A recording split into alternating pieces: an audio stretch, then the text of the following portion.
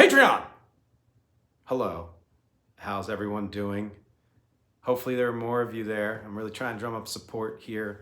But as always, thank you for your lovely support and caring, and thank you for tuning in to the Bonus MxTRA video for Season 7, Episode 4. Do you ever notice I talk more intimately in these bonus episodes than I do for the main episodes? It's partly by design, it's partly because I'm just exhausted from having recorded the episode itself. So, as mentioned in the main episode on Oasis, this Bonus MxTRA video is about the British invasions, plural, and it's going to set the record straight because many sources claim there were only 3, some say only 2, and I know for a fact there were 4. So what? First one, British invasion, if you know anything about music history. 1963-64 was the start. Why did it happen? The US needed an infusion of musical energy and a new direction, especially after JFK's assassination. And that's why the Beatles hit, one of the reasons the Beatles hit so big. In the UK, musicians have been eating up US rock and blues and soul and country music for years, and pop, and they reinterpreted it into skiffle and some other things, and that developed into what came into the United States. We know the big British invasion bands, of course, the Beatles, the Stones, the Who, and the Kinks, but others came like a freaking flood. It's still probably the biggest British invasion, let's be honest. Jerry and the Pacemakers, the Searchers, the Dakotas, the Dave Clark Five, the Hollies, Manfred Mann, Herman's Hermits, Peter and Gordon, the Animals, the Zombies, the Yardbirds, the Moody Blues, the Spencer Davis Group, Them, no. Small Faces, and even the Bee Gees, Dusty Springfield, Petula Clark, Marianne Faithfull, Tom Jones, and Donovan are just a few of the British artists who hit it big here in the States. It lasted until this first invasion, lasted until the civil unrest of the late 60s and early 70s, when our attention drew more to what was happening in our own country. So we needed our own people to speak about it. More R&B, more Motown, and other homegrown music, even country-ish kind of band, the band, that kind of music. You know what I mean. The echo of this first British invasion, though, lasted through the 1970s with acts like Yes and Genesis and other British prog rock bands who were bigger here than they were in the UK.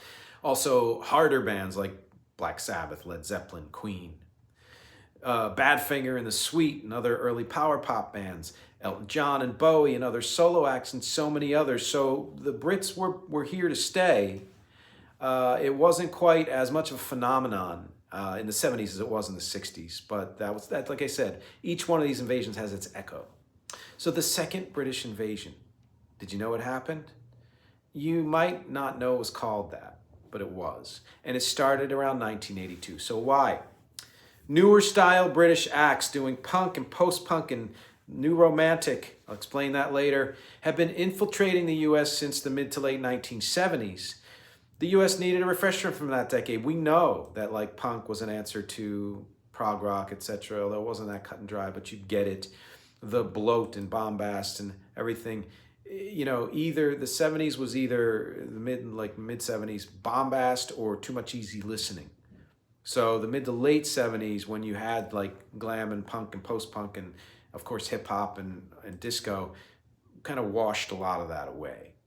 The UK was seeing a surge of acts that agreed with this, and it morphed from proto-punk into punk, and then eventually into post-punk, into new wave, and all that stuff. So some pre-second invasion acts that kind of paved the way for the second British invasion: the Police, Elvis Costello, Squeeze, Gary Newman, the Pretenders, yes, mostly British, Joe Jackson, as well as some influence from punks and post-punks like the Sex Pistols, the Clash, and Joy Division.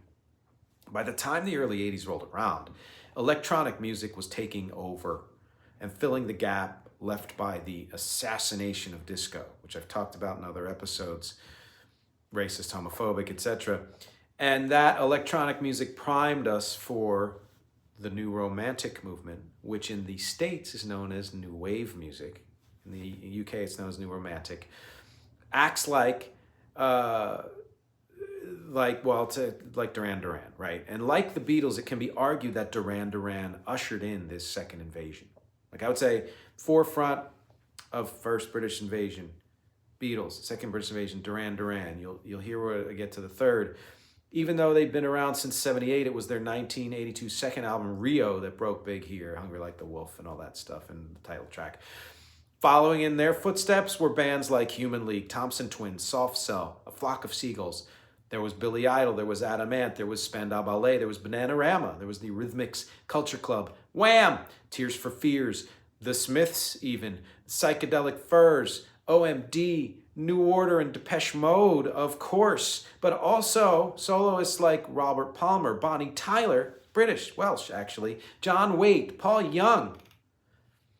As the decade progressed, British rock came over again with acts like Def Leppard and Judas Priest, although both had been around years before breaking in the States, through the 70s. Simple Minds and Big Country, Dire Straits even, and then legacy British acts like Queen, Bowie, McCartney, who never really left, not yet, George Harrison, Genesis, and Phil Collins and Peter Gabriel by themselves, and Rod Stewart and Elton John still, and the Stones still, and the Kinks came back, and the Moody Blues came back, and Yes came back in the 80s. So this is a huge second British invasion, but it ended, as all invasions do, in the late 1980s, when the US rock and pop got too big to ignore. Too many acts from the US. Hair metal, glam metal, and then bands like Bon Jovi as well. Madonna and Prince and Michael Jackson, the big three, and Bruce Springsteen, of course, I guess the big four. And then, of course, hip-hop taking over, and house and techno starting their early rise as well. All of that was kind of washing out what was happening with the British, although other things were happening, and I'll explain that now. The third British invasion, the one nobody talks about. Most sources will say that what happened next was an extension of the second invasion, similar to how the 70s were an echo of the first British invasion. It's bullshit to me. It's so clear to me that just like how the 70s and early 80s brought forth British acts markedly different in style from the previous wave, and rippling out, the late 80s and early 90s did the same thing. Bands coming up, artists coming up that were, maybe influenced by things that happened prior, because we all are, but no, qualitatively not like the second British invasion. I contend, in fact, that the third British invasion started in 1994. So why did it happen? In the mid to late 1980s in the UK, Manchester was a scene made up of bands that fused indie rock, 60s pop, acid house, and psychedelia. It's just party music for, certain kind of people. Bands like Happy Mondays, Stone Roses, In Spiral Carpets, James, The Charlatans UK, I guess. But you also had bands like Pulp, who started in 78, and Blur starting in the late 80s, starting to come into their own, and Suede started in 89, the year after Blur. In particular, Blur's tour in that area, I think 92, inspired younger bands like Elastica to try to also tour in the US. And by the time all this took shape, around 94, bands like Blur, Suede, Elastica, Pulp, and Oasis were making splashes here. Some at the time called it the new wave of new wave, which again, didn't really sound like new wave. So another, to me, is the argument that this was not an extension of the second British invasion. And then it was eventually called Britpop. So you could say, I'm mincing words, that the Britpop movement was the third British invasion, but I don't understand why people don't call it that, because it was huge. It drew more bands than just the ones I mentioned, Blur, Oasis, Pulp, etc. Supergrass and Bush and The Verve, Bittersweet Symphony, Radiohead. And yes, even pop acts like the Spice Girls. Just a huge British influx in the 90s. You also had hip-hop and R&B and techno artists from Britain making the charts in the 90s, like the Stereo MCs, Make Sure Y'all Connected, CNC Music Factory, my God, Massive Attack, Fatboy Slim, Soul to Soul. So don't tell me this wasn't a third British invasion. I mean, you're telling me that. I can hear you behind the camera. The third wave ended in 1997, more or less, partly because bands like, Blur and all that were displaying a different vibe. They were getting away from the Britpop sound and the Britishness of that. And largely, though, because Oasis's highly anticipated third album, Be Here Now, faded so fast from the charts. That kind of killed it. Which brings me to the fourth British invasion, and I'm telling you now it was the fourth. Sources will call it the third, sort of, it's only some sources. But that killing, of course, when something dies, something's reborn or something else is born, really set the stage for this fourth British invasion, which started more or less in 2000. That year saw the release of Coldplay's Parachutes, Radiohead's Kid A. So you know, of course, OK Computer came out before, so they kind of prefaced it. Travis, The Man Who, which was released in 99 but hit big here in 2000.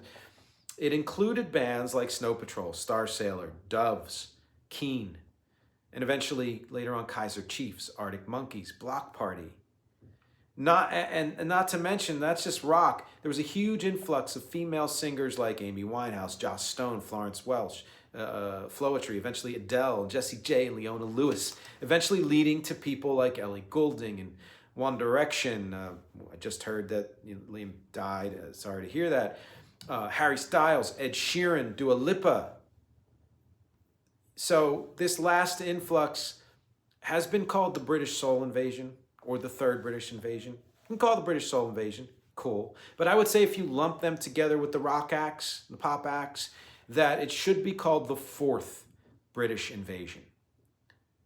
And I think I've effectively shown, in my mind, that is the fourth and not the third. And that we are living in the ripples of that one. Because so many of the people I mentioned, Harry Styles, Ed Sheeran, Dua Lipa, like all these people are still in the charts, are still at least in the news. And I would say that with certain other acts coming over, we are, and the kind of tempo changing for music now, we're getting a little bit away from the mellowness that has dominated the last few years. We're starting to see other newer British acts bubble up in a way that leads me to believe that we are on the cusp of the fifth British invasion.